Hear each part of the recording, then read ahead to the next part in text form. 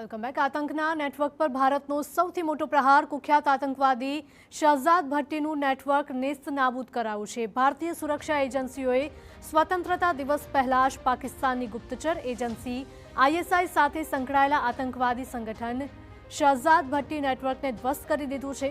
સુરક્ષા એજન્સીઓએ દેશના 14 રાજ્યોમાં મોટા પાયે દરોડા પાડીને નેટવર્ક સાથે જોડાયેલા 250થી વધુ લોકોની ધરપકડ કરી છે।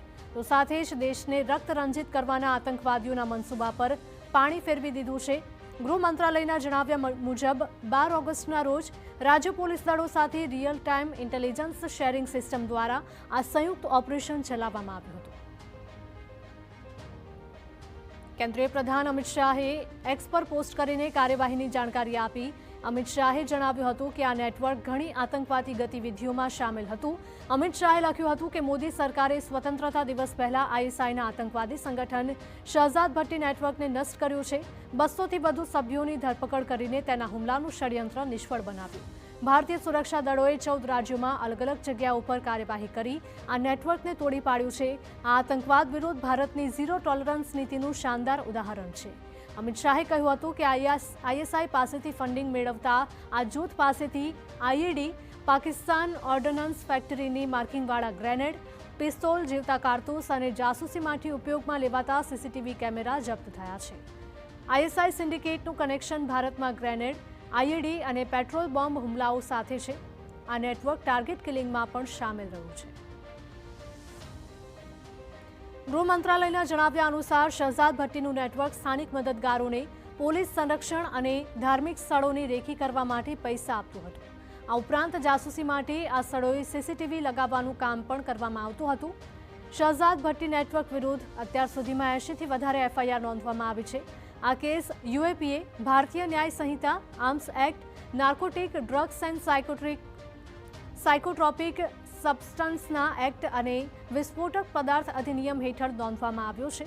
ગૃહ મંત્રાલયે જણાવ્યું કે જપ્ત થયેલા આઈઈડી, પાકિસ્તાન ઓર્ડનન્સ ફેક્ટરીના માર્કિંગવાળા ગ્રેનેડ, પિસ્તોલ, જીવતા કારતૂસ અને જાસૂસી માટે ઉપયોગમાં લેવાયેલા સીસીટીવી આ નેટવર્કના સીધા સરહદ પારના સંબંધોની પુષ્ટિ કરે છે।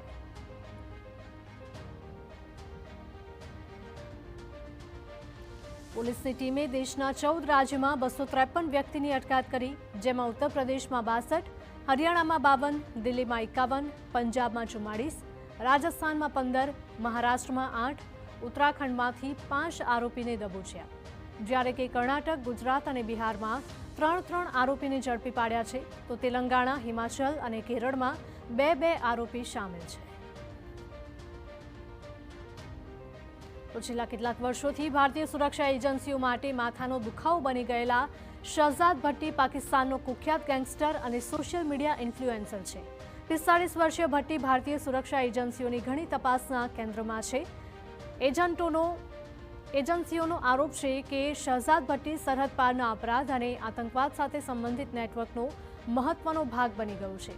શહજાદ ભટ્ટી નેટવર્ક પાકિસ્તાન સહિત આઈએસઆઈ સમર્થિત આતંકવાદી સિન્ડિકેટ છે, જે ગ્રેનેડ, આઈઈડી અને પેટ્રોલ બોમ્બ હુમલા, ટાર્ગેટ કિલિંગ અને પોલીસ, ડિફેન્સ અને ધાર્મિક સ્થળો પર નજર રાખવા સાથે સંકળાયેલ છે। તો આ સમગ્ર નેટવર્કનો માસ્ટરમાઇન્ડ અને કુખ્યાત આતંકવાદી શહજાદ ભટ્ટી બ્રાઝિલમાં છુપાયો હોવાનો એનઆઈએનો દાવો છે। જુલાઈ મહિનામાં પંજાબ સાથે સંકળાયેલા આતંકી હુમલાઓની એનઆઈએ દ્વારા તપાસ કરવામાં આવી, જેમાં આ ખુલાસો થયો। એનઆઈએનો દાવો છે કે શહજાદ ભટ્ટી બ્રાઝિલથી વિવિધ સોશિયલ મીડિયા પ્લેટફોર્મ્સ દ્વારા યુવાનોને પોતાની સાથે જોડે છે અને પછી તેમને પોતાના એક વોટ્સએપ ગ્રુપમાં જોડી તેમની પાસેથી ઘટનાઓને અંજામ અપાવે છે।